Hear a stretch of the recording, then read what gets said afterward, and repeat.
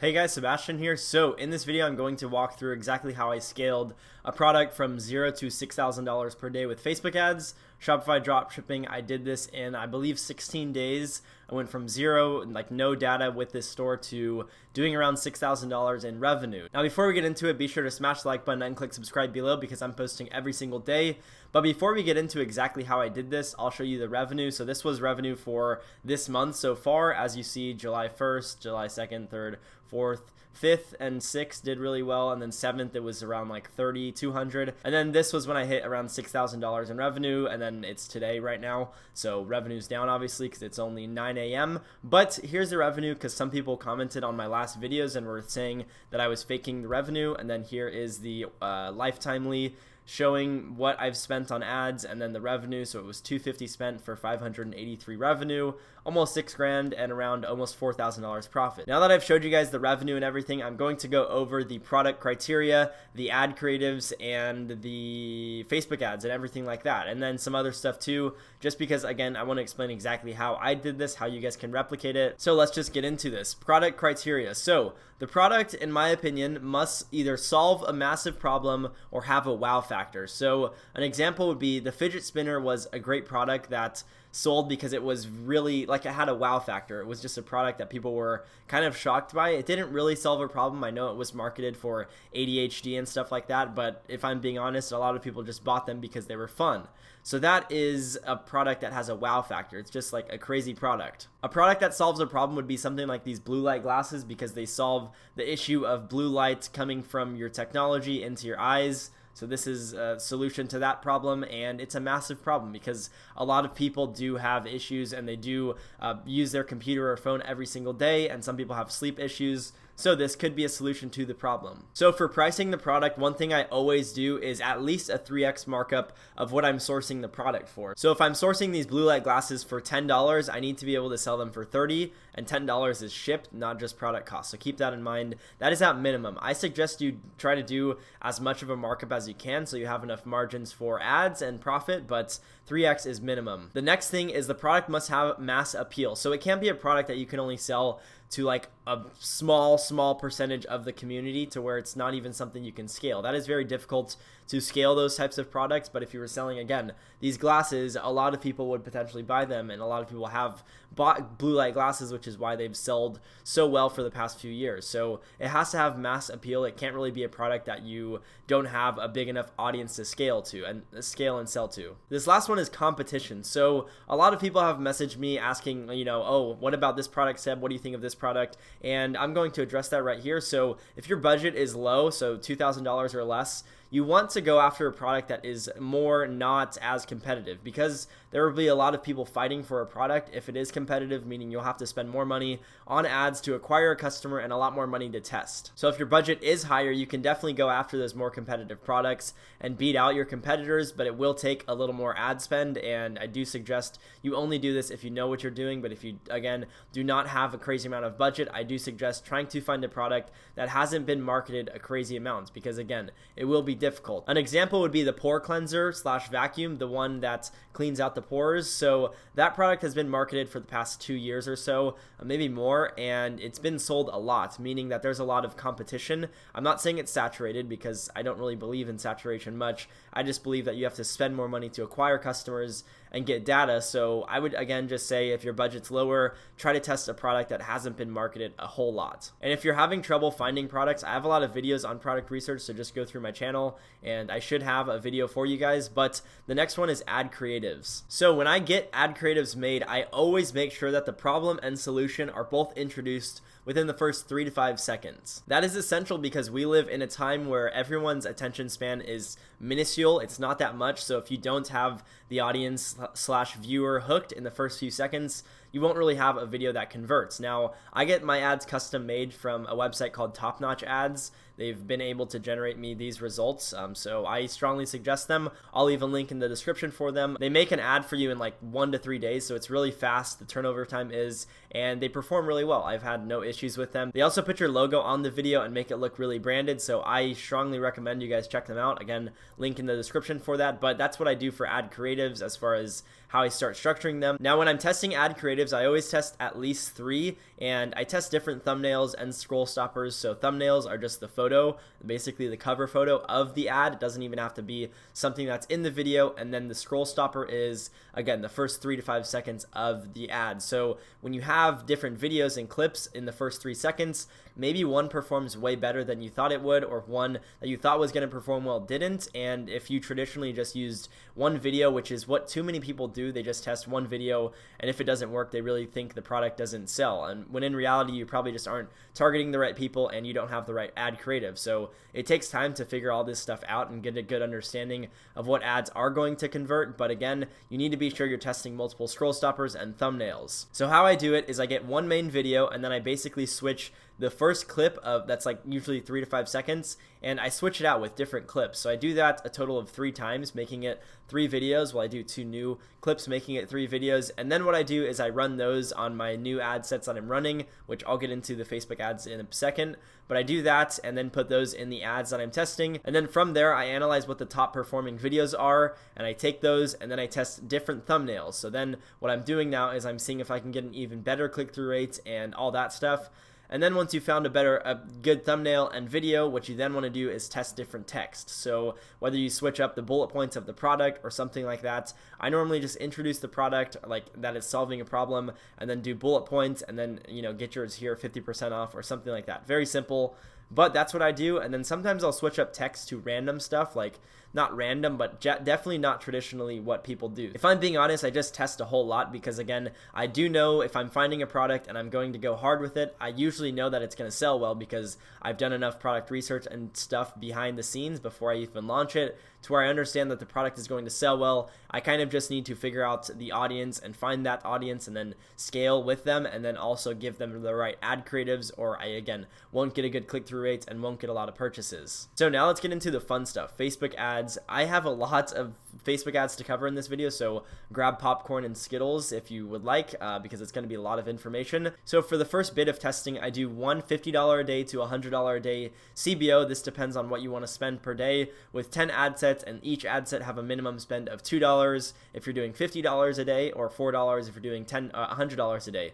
Reason being, I want them all to get a little bit of spend, but I also want the CBO to like have the budget be played with a little bit and have the CBO have some free reign. But again, I want to make sure each ad set is getting some spend so that they can all equally compete and get potential sales. Now for each ad set, I only do the US. You can do US or top 4 countries. And then I do one single unique interest per ad set. So a total of 10 different interests, 1 in each ad set. Now, I do US only right now because of the fact that shipping times are extremely volatile right now, especially with the things that are going on in the world. It is extremely easy to just manage shipping times in one country. So if I just do US, it's normally the same shipping times. Right now I'm getting 3 to 5 day shipping from China to the US, so it's really nice that I'm able to get that. And yeah, you want to only have countries that you can manage the shipping times. If there are tons of delays and stuff, payment processors may not enjoy that. So that's just personally why I use US only. For audience size, I just put 100K to 50 mil plus because I don't personally know what's going to perform well. You probably don't know what's going to perform well, and you just have to test a lot of stuff. That's the sad truth with Facebook ads. It's not really sad. It's very practical. You don't know what's going to work. Facebook doesn't even know what product you're selling. They have to figure out the audiences and optimize and stuff. So I don't really mind having a broad audience size. It doesn't matter to me. So this is a good criteria for that. So for targeting, I always target different angles with the interest to get a good understanding of what may perform. Here's why: because I've had times where I've tested the same angle and just done different, like similar interests, and all of them don't perform well. And then I've had times where I test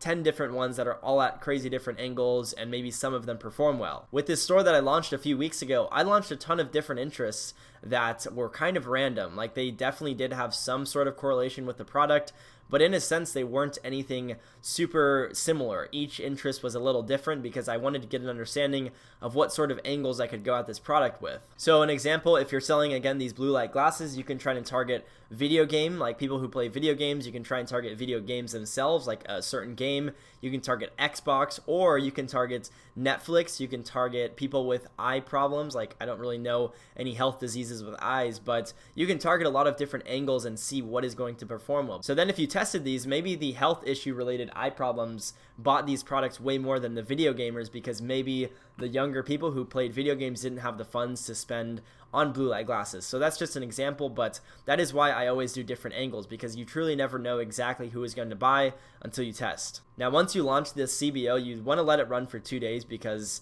the first day, Facebook is literally, if you think about it, they're going at this randomly, like with no data. They're just like, okay, let's launch this and see exactly what we can do. So first day is not really likely to perform well. It's normally second day when it starts optimizing a little bit, but not really. Like, it's still just going and trying to find out exactly what your target audience is. So after 2 days, you should see at least 1 or 2 sales on some ad sets. If you don't, you should see some add to carts or initiate checkouts. So if you have no sales or add to carts or initiate checkouts, you want to relaunch a CBO with different interests. Reason being, maybe the angles you're targeting are just not performing well and they're not the right audience, so you just need to test again. It's very simple. Now, if you see 1 or 2 sales and some ad sets have good click-through rates, like a 2 to 5%, then let the performers run and turn off all non-performers. So I have some wiggle room with my strategy. Sometimes I will turn off the non-performers. Sometimes I'll just let them run because I really don't want to mess with the CBO's optimization at all. And if you turn off the non-performers, what will happen is each top performer will get more ad spend, which means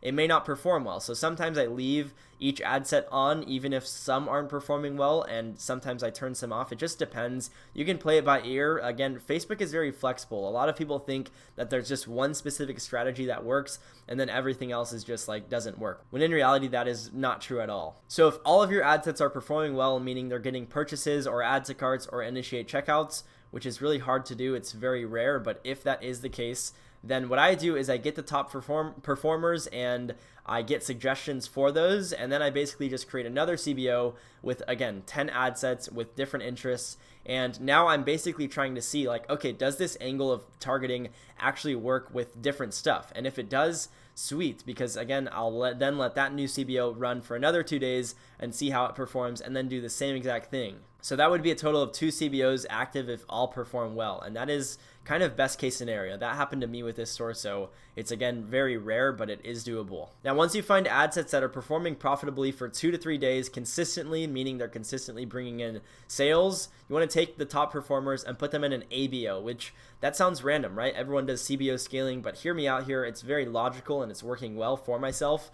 So if you give them each a $20 a day budget, you give them the opportunity to perform at a higher ad spend. So when you have them in a CBO, each ad set is fighting for budgets, and they may not have the same spend every single day, which may lead you to inconsistent sales. Now, yes, CBOs do optimize for the best ad sets, but there are a lot of ad sets that you could have that are working consistently, but they just don't have enough spend to actually get you consistent purchases. So that's why I just prefer giving them each $20 a day budget. That gives them equal opportunity to perform well. Now, next thing I do is I increase budget on campaigns and ad sets if they've been performing well for 3 days consistently. So what I do is I just increase 10 to 20% because I don't want to break the ads. It is not likely that the ads are going to perform well. If you double your budget, it's better to just scale gradually, and I mean scale by budget. I don't mean scale overall. You can scale fast, but just, again, increase your budget 10 to 20% so that you don't break your ads, because that is something I've had happen to me in the past and I've learned from it. So again, 10 to 20% is a good base. Basically, the overall objective is to find as many high converting ad sets and interests while I'm testing, and that's kind of the main objective, because some ad sets are just going to perform well with like $5 to $10 spend, but then when you try to scale them, they may not work well, which is why you need to come back to part 2 of this Facebook ads, this one that I showed you, and rinse and repeat the overall CBO relaunch dependent on how well your ad sets and interests are performing. So to scale to $6,000 per day, I only spent around $250 on ads, which was, I believe, 24 ROAS or something like that, which is high. That's not something I suggest you guys aiming for. It's very difficult to do with such a low ad spend. I suggest you guys aim for a 4 ROAS. That is still very profitable and very doable. So at a 4 ROAS, you should be spending around $1,500 per day on ads. Now, what you can do to get there is just continue to increase your spend on your top performers until the threshold of 1,500 is met. So again, 10 to 20% every 3 days, as long as they're performing consistently. If ad sets stop performing well, what you will do is you'll drop the spend back to whatever you previously had it at when it was performing, and see if it will re-optimize, and then rinse and repeat with increasing the budget again. Now, if it doesn't optimize again, maybe the ad sets and the interest just isn't going to perform at a high spend. So you again will need to go back to part 2 and find new interests. Now, the last thing I want to mention is feedback score, because a lot of people scale their dropshipping ads and they don't have a lot of stuff in check. So when you're scaling, keep all of these in check or your feedback score will drop. Before I get into these, Facebook basically sends out polls and questionnaires to your customers directly from Facebook, and they basically ask them what their experience was with you. And if they give you tons of negative reviews and feedback, like, oh, the shipping time was slow, the product quality sucks, it's just overall not a good product or store,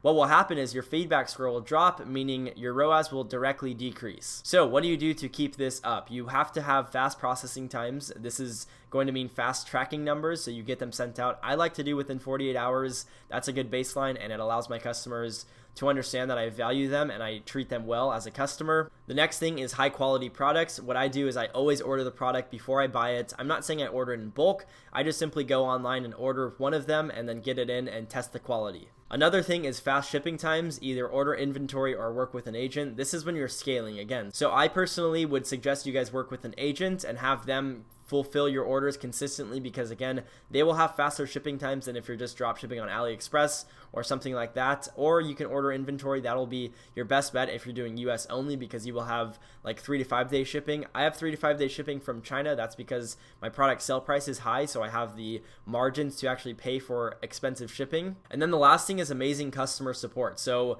I would suggest you guys have a live chat on your website, a call center, and fast email responses. So call center is kind of the last one. You don't need to have it, but it does help a lot. If you just have a live chat on your site and fast email responses, that should be good. One of the things I always suggest is checking in with your customers that have already bought, because if you can get return customers, you'll make a lot more money than if you focus on acquiring just new customers. Now, you should do both, but you can, again, make a lot of money if you get return customers, and you can do that by treating them well and making sure all this is taken care of. So again, if you do have a low feedback score, that will result in a lower ROAS. Facebook will be like, okay, this business is not of much value, so we're going to throttle back their ROAS and their overall performance of their ads for that case. Now, if you have a good feedback score, then Facebook will continue to feed you profitable purchases, and you'll be able to scale properly and efficiently. That's going to wrap it up for how I scaled this store from $0 to $6,000 per day, and it was around 2 weeks. It wasn't too difficult. So the reason the revenue has increased so much and my ad spend hasn't, it's because my ads are starting to optimize, and Facebook is getting a great understanding of who my target audience is. I hope you guys did get value from this. If you did, be sure to smash the like button and click subscribe below. If you have any questions or concerns, you can drop those in the comment section below. Also, if you want to follow me on Instagram, I'll have a link in my description, because I do post stories on there pretty regularly, updating you guys on my stores. So if you guys want to, again, check that out, link in the description. Also, if you need custom creatives, I'll have a link in the description for that with a coupon code. But other than that, hope you guys, again, got massive value from this. Take action on this information, and be sure, again, to just test a lot of stuff, because you never know what's going to work. But that's going to wrap it up for this video. Again, I hope you guys did enjoy, and I will see you guys in tomorrow's video.